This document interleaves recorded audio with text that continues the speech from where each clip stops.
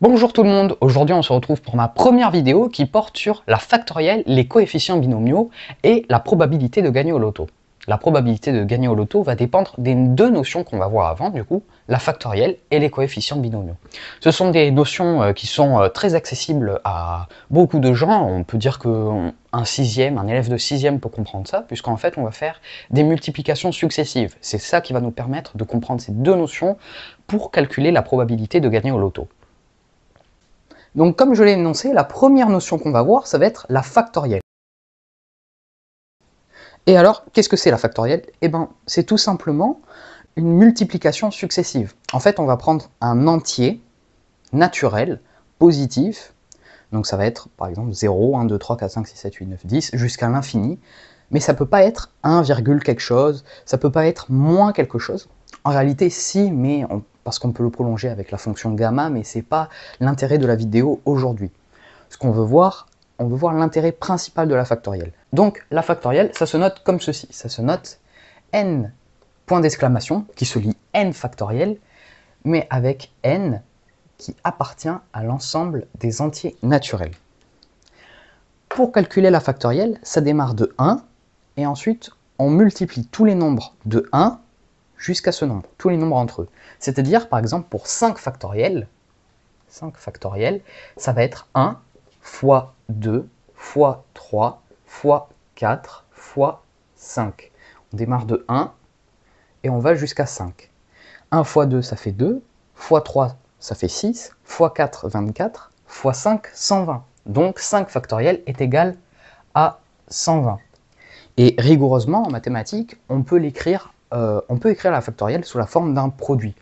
Donc ce qu'on va écrire, on va écrire la définition mathématique, c'est pour tout n appartenant à l'ensemble des entiers naturels, n factoriel, c'est égal. On peut noter le produit de deux manières. On peut dire que c'est le produit de i compris entre 1 et n, avec n le terme qu'on définit dans la factorielle. Par exemple, si on prend 5, i va varier de 1 à 5 de i, et ça en fait on peut aussi l'écrire d'une autre manière. On peut dire que c'est de i variant de 1 à n, mais je préfère cette notation personnellement puisque ça montre bien qu'on prend de 1 jusqu'à n, et que si n est égal à 1, i va directement être 1 de i. Et donc ça veut dire que ça va faire 1 fois 2 fois 3 fois, si c'est plus que 3, fois n moins 1 fois n. Donc ça, c'est la définition rigoureuse de la factorielle grâce aux mathématiques. Bon, c'est bien beau tout ça, mais quelles sont les applications de la factorielle?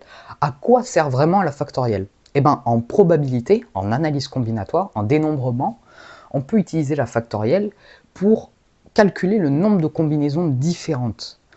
Imaginons par exemple qu'on ait 4 chaises et qu'on ait 4 personnes. Combien de manières différentes on a pour les ranger? Eh bien, on va dessiner des chaises.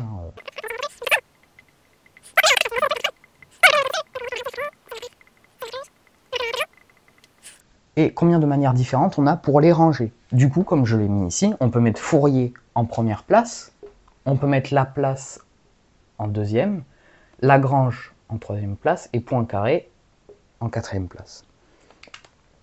Donc on a 7 manières pour ranger nos mathématiciens sur les chaises, mais on peut mettre aussi Laplace en premier, Fourier en deuxième, Lagrange en troisième, Poincaré en quatrième place. Et bien, pour calculer le nombre de combinaisons différentes qu'on a pour les ranger, on utilise la factorielle. Ici, le nombre de personnes est égal au nombre de chaises, donc on peut directement dire que c'est 4 factoriels et qu'il y a 4 factoriels combinaisons différentes pour les ranger. 4 factoriels, du coup, ça va être 1 fois 2 fois 3 fois 4. 1 fois 2, 2, fois 3, 6, fois 4, 24. Ça peut paraître beaucoup, mais il y a bien 24 combinaisons différentes pour ranger ces mathématiciens, pour ranger ces 4 mathématiciens.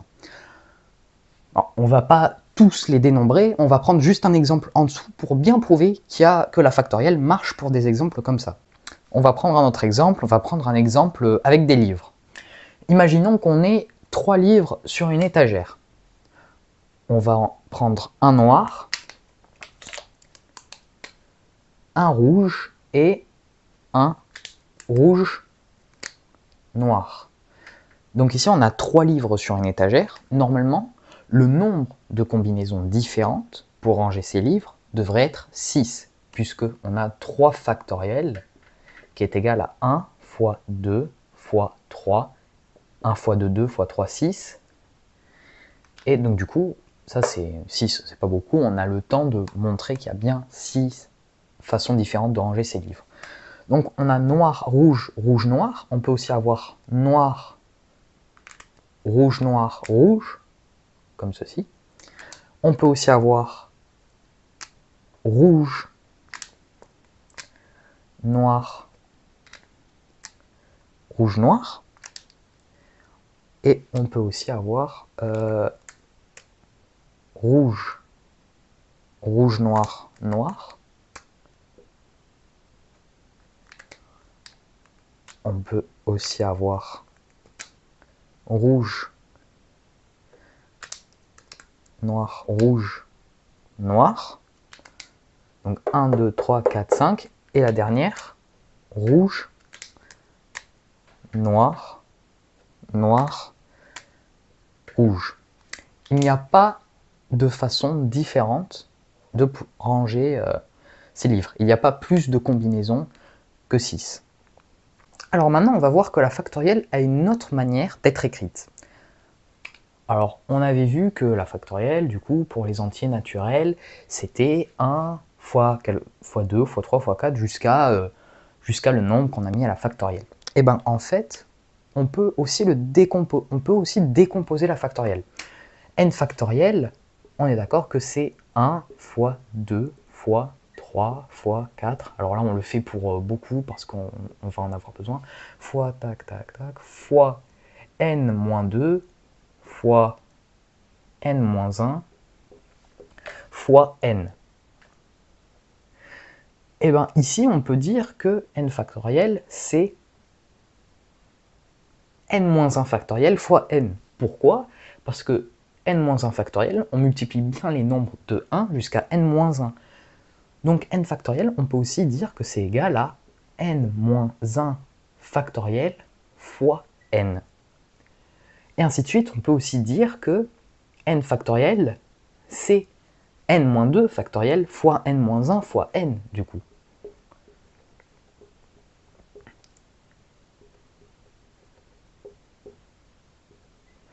Et donc ça va nous servir pour la notion qu'on va voir juste après, les coefficients binomiaux. Ça va nous servir parce qu'on va voir que décomposer la factorielle, ça va nous permettre de simplifier les grands coefficients binomiaux, quand ils deviendront de plus en plus complexes. Maintenant, on va voir un cas particulier de la factorielle, celui de 0 factoriel. On a vu que quand on avait un nombre à la factorielle, on démarrait de 1 et on allait jusqu'à ce nombre, en multipliant tous les nombres qu'il y avait entre eux.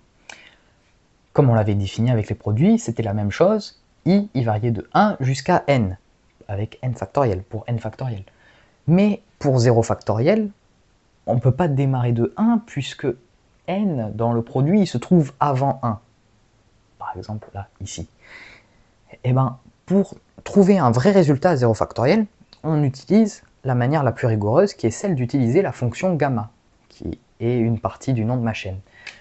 Donc on a que gamma de n, avec n un nombre entier, naturel, c'était égal à l'intégrale de 0 à plus l'infini de t puissance n moins 1 fois l'exponentielle de moins t dt. Et ça, c'est égal à n moins 1 factoriel. Alors ça, c'est pas un truc qu'on voit en terminale, ça va être que du bonus pour montrer la preuve la plus rigoureuse de 0 factoriel. Donc, ce qui signifie que si on fait gamma de 5, ça va pas être égal à 5 factoriel, ça va être égal à 4 factoriel, 5 moins 1 factoriel. Donc ça va donner 24. Pour 6 factoriel, ça va vraiment être égal à 5 factoriel. Donc, ce qui veut dire que quand on met gamma de n, ça va vraiment donner n moins 1 factoriel. Donc pour avoir n factoriel, on va devoir faire gamma de n plus 1. Donc 0 factoriel est égal à gamma de 1. Maintenant, on va utiliser du coup la définition de la fonction gamma. Gamma de 1, ça va être l'intégrale de 0 à plus l'infini de t puissance 1 moins 1, donc t puissance 0, fois l'exponentielle de moins t dt. T puissance 0, ça va faire 1, donc ça va juste donner l'intégrale de l'exponentielle de moins t dt. La primitive de l'exponentielle de moins t dt, c'est moins l'exponentielle de moins t. Ici, on a plus l'infini, donc on va utiliser avec les termes de limite. On va dire que le résultat, c'est la limite de a qui tend vers plus l'infini, de moins l'exponentielle de moins t, évalué 0 jusqu'à a. En calculant ça, on a la limite de a qui tend vers plus l'infini, de moins l'exponentielle de moins a, moins l'exponentielle de moins 0. L'exponentielle de moins 0, ça va directement faire l'exponentielle de 0. L'exponentielle de 0, ça va faire 1. Ici, on va avoir moins l'exponentielle de moins 1 avec a qui tend vers plus l'infini, moins 1, donc plus 1. Donc tout ça, ça va donner la limite de a qui tend vers plus l'infini, de moins l'exponentielle de moins a, plus 1. Et on va voir que ce terme, il va tendre vers 0. Pourquoi? Parce que moins l'exponentielle de moins a, quand a tend vers plus l'infini, ça va être moins l'exponentielle de moins l'infini. Moins l'infini, moins l'exponentielle de moins l'infini, l'exponentielle de moins l'infini, ça va faire 1 sur l'exponentielle de l'infini. Et 1 sur l'exponentielle de l'infini, ça va tendre vers 0. Donc on va avoir moins 0 plus 1. Moins 0, c'est 0, plus 1, ça va faire 1. Et donc, on a démontré que 0 factoriel était égal à 1. Il y a une autre manière de dire que 0 factoriel est égal à 1, mais d'une façon un peu moins rigoureuse. On va reprendre notre exemple avec les livres. Imaginons qu'on ait une étagère et qu'il y ait 0 livre dessus. Combien de manières différentes il y a pour ranger 0 livre? Eh bien, il y en a une, c'est de laisser l'étagère vide.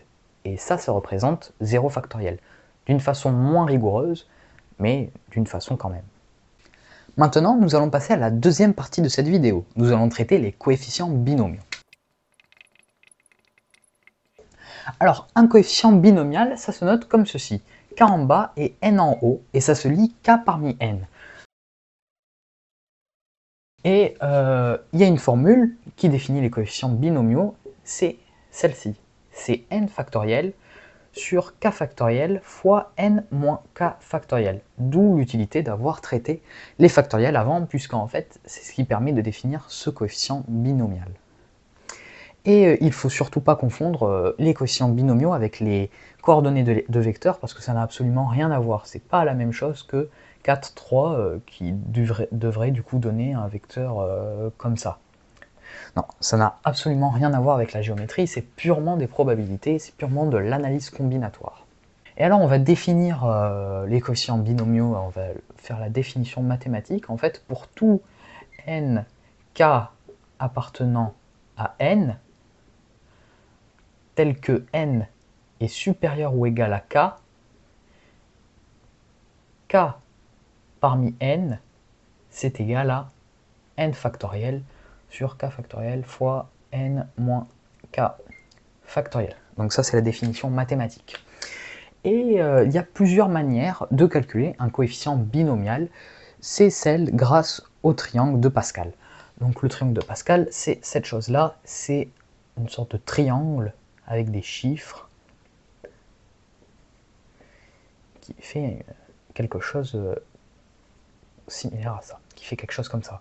Donc on démarre de 1 et ensuite on a 1, 1, 1, 2, 1, 1, 3, 3, 1. Et en fait, chaque terme qu'il y a dans le triangle de Pascal, tout autour il y a des 1, et chaque terme qu'il y a dans le triangle de Pascal, ça correspond en fait à la somme des termes précédents. Ici, 1, c'est comme si on avait 0 de chaque côté et que du coup on avait 1 et 1. Ici, la somme de 1 et 1, c'est 2. C'est comme si ici on avait 0 et que 1 et 1, ça se prolongeait en fait. Donc à chaque fois sur les bords, il y aura tout le temps des 1. Et ce triangle peut aller jusqu'à l'infini. Après, par exemple, on a 1, 5, 10, 10, 5, 1. Et ici, 1 plus 2, ça fait 3, 2 plus 1, ça fait 3. Donc en fait, à chaque fois, c'est la somme des termes précédents. Ici, 3 plus 3, 6, 1 plus 3, etc. Et pour calculer les coefficients binomiaux, on peut utiliser ce triangle de Pascal, mais vu d'une autre façon. En fait, c'est comme si on le tournait, c'est comme si on utilise la représentation sous la forme d'un triangle rectangle. Donc en fait, on utilise une sorte de tableau, comme ceci, avec ici, K, ça va être cette ligne, et N, cette colonne. On va faire 0, 1, 2, 3, 4. On va aller jusqu'à 5, et ici on va faire la même chose. 0, 1, 2, 3, 4, 5. Et on va transposer ce triangle ici.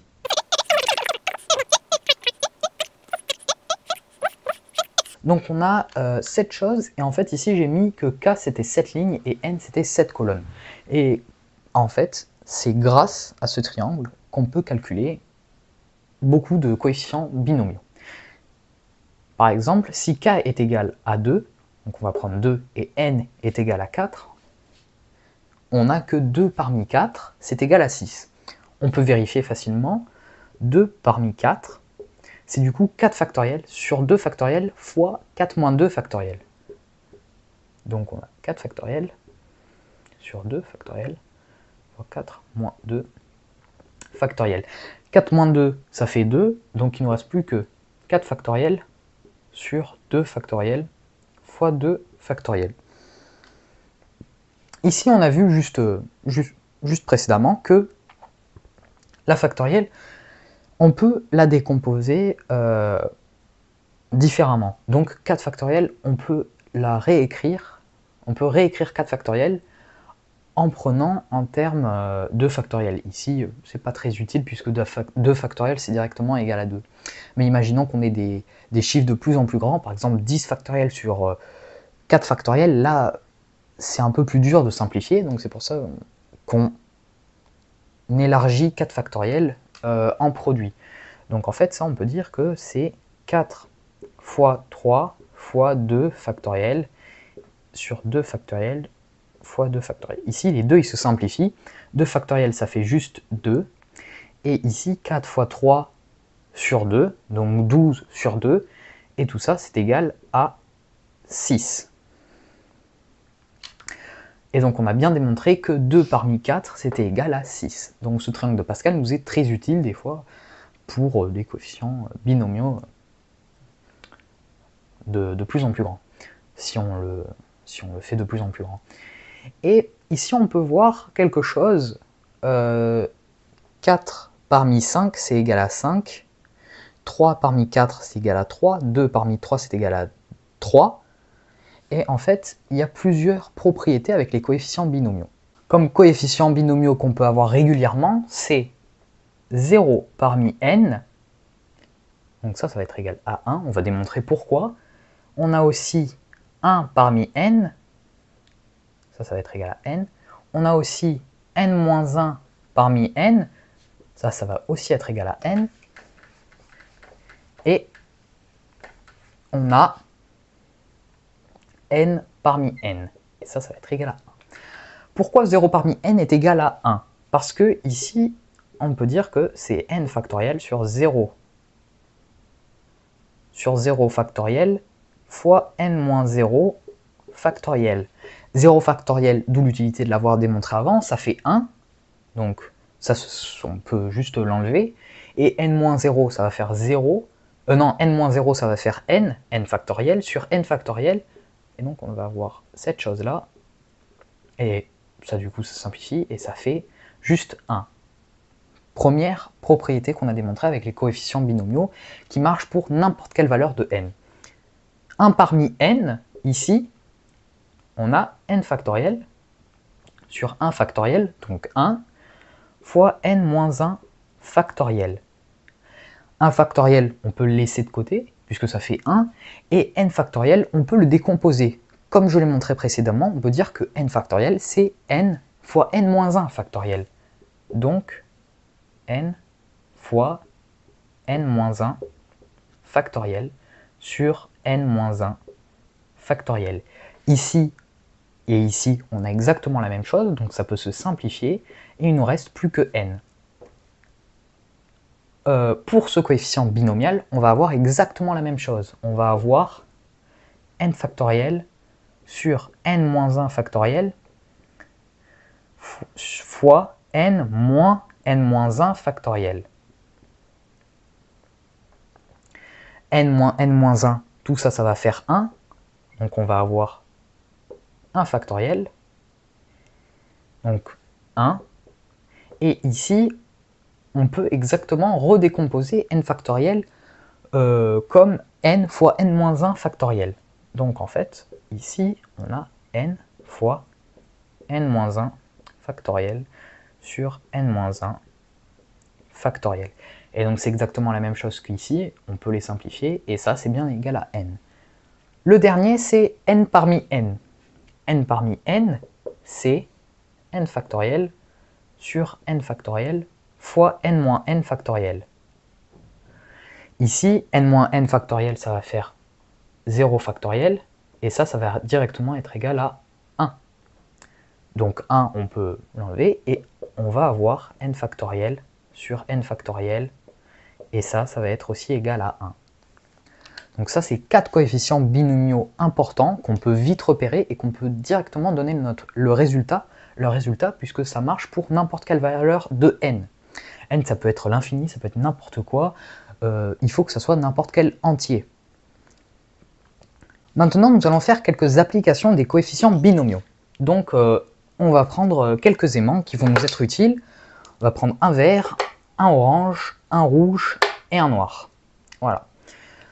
Maintenant, on s'intéresse à combien de combinaisons de deux aimants différentes on peut faire. Par exemple, on peut prendre vert-orange, mais on peut aussi prendre vert-rouge ou vert-noir. Et on peut prendre aussi orange-noir, on peut aussi prendre orange-rouge, etc. Donc maintenant, on s'intéresse à combien de combinaisons au total on a en tout. Déjà, ce qu'on remarque dans l'énoncé, c'est qu'on prend deux aimants. Et parmi combien? Parmi 4. Et ça, c'est la phrase mathématique qui retranscrit exactement la phrase en français qui définit les coefficients binomiaux. J'ai bien dit 2 parmi 4, donc on va utiliser le coefficient binomial 2 parmi 4. 2 parmi 4, on le sait déjà, ça fait 6. Non, 2 parmi 4. Ouais, 6. Ça fait bien 6, voilà. Puisqu'on peut aussi le démontrer avec la formule. Et maintenant, on va vérifier. Maintenant, on va vérifier que c'est bien égal à 6. Comme je l'ai démontré avec les livres, on va bien compter, puisque là, il n'y en a pas beaucoup. Donc, comme je l'ai dit, on peut prendre vert-orange, vert-rouge, vert-noir.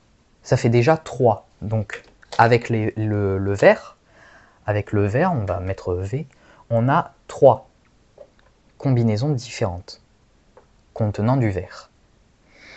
Avec le orange, on en a 2, puisqu'on a orange rouge et orange noir. Donc avec le orange, on a 2 combinaisons.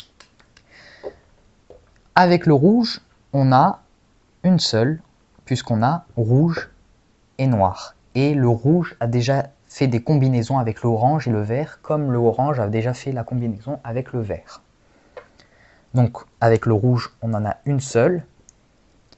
Et le noir, il en a 0, puisque le noir a déjà fait des combinaisons avec tous les autres aimants. 3 plus 2, 5, plus 1, 6. Et donc tout ça, c'est bien égal à 6. Donc pour dénombrer ça, on n'avait pas forcément besoin des coefficients binomiaux, mais ils peuvent nous être utiles au fur et à mesure qu'on a de plus en plus de difficultés. Par exemple, si on avait je sais pas, pour 10 aimants, ça aurait été beaucoup plus dur, puisqu'on aurait dû dénombrer à chaque fois. Même par exemple, si on devait faire des combinaisons de 3, au plus on monte, au plus c'est difficile d'en faire. Maintenant, nous avons absolument tous les outils pour pouvoir calculer la probabilité de gagner au loto. Nous, ce qu'on va calculer comme probabilité, c'est la probabilité de gagner le jackpot. C'est-à-dire que les 5 numéros doivent être valides, y compris le numéro chance. Donc, ce qu'on va calculer, c'est en premier lieu cette probabilité, la probabilité d'avoir les 5 numéros bons parmi les 49. Et ce que je viens d'énoncer, ça retranscrit le coefficient binomial 5 parmi 49. Donc, pour calculer la probabilité de gagner pour la première grille, c'est d'utiliser ce coefficient binomial. Et ensuite, on va aussi calculer cet autre coefficient binomial, 1 parmi 10. On sait aussi depuis la classe de seconde que les probabilités se multiplient entre elles, puisque en fait c'est en fonction de si on a ces numéros justes que cette probabilité se valide également. Donc on va calculer cet autre coefficient binomial, 1 parmi 10 et 5 parmi 49. 5 parmi 49, c'est du coup 49 factoriel sur 5 factoriel fois 49 moins 5 factoriel. Et 1 parmi 10, on l'a vu précédemment, grâce aux propriétés des coefficients binomiaux, que ça donne directement 10, puisqu'on a 1 en bas et n en haut. 1 parmi n, avec n qui est égal à 10, ça donne directement 10. On peut le vérifier, mais on vient de démontrer cette probabilité juste précédemment.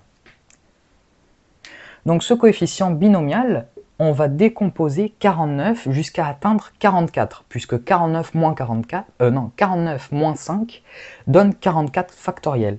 Donc on va dire que 49, pour pouvoir le simplifier, 49 factoriel, c'est 49 fois 48 fois 47 fois 46 fois 45 fois 44 factoriel sur 5 factoriel fois 44 factoriel.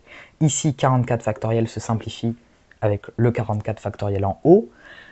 Et donc ce calcul, bien évidemment, on ne va pas le faire de tête, on va directement dire le résultat, on le fait à la calculatrice facilement. Et en fait, ça va donner 1 906 884. Et pour calculer la probabilité totale, maintenant, il faut multiplier ces coefficients binomiaux pour pouvoir calculer la probabilité de gagner le jackpot.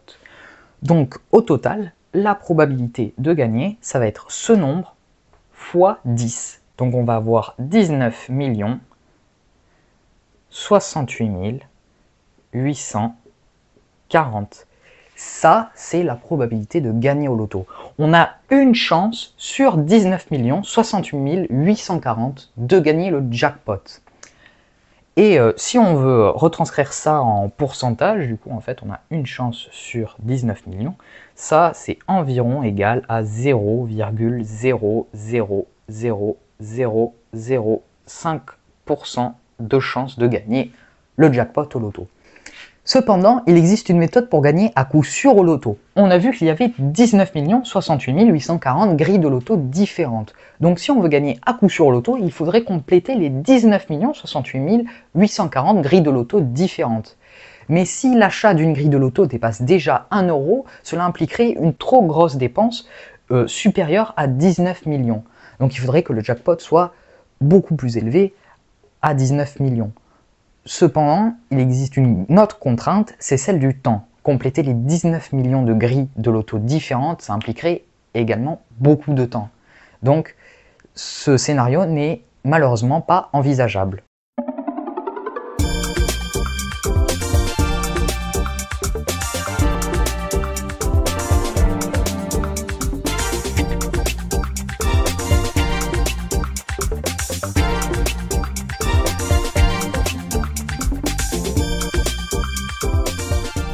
Merci beaucoup d'avoir regardé ma vidéo jusqu'au bout.